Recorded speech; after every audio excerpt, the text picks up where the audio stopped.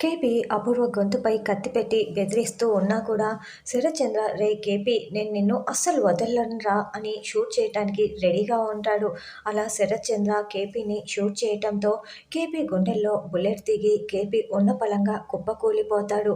అలా కేపీ చనిపోవటంతో అపూర్వ చాలా షాకింగ్గా చూస్తూ ఉంటుంది.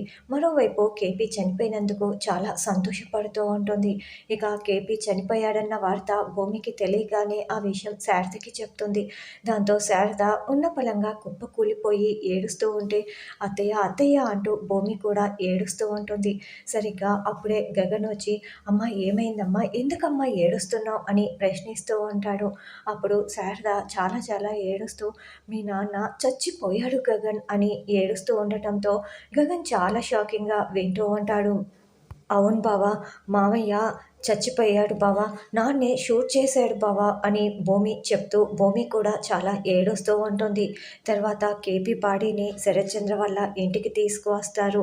అక్కడ శారద, మీరా, పూరి, బిందు, కృష్ణప్రసాద్ వాళ్ళ అమ్మ అందరూ కుప్పకూలి చాలా ఏడుస్తూ ఉంటారు. తర్వాత మీరాకి పొట్టుగాజులు తీస్తున్న వీడియోని కూడా మనకి చూపిస్తూ ఉంటారు. ఇలా కృష్ణప్రసాద్ అయితే చివరికి చనిపోయినట్లు మనకి చూపిస్తూ ఉంటారు. ఇక శారద మరింత గుండెలు పగిలేలా ఏడుస్తూ ఉంటుంది.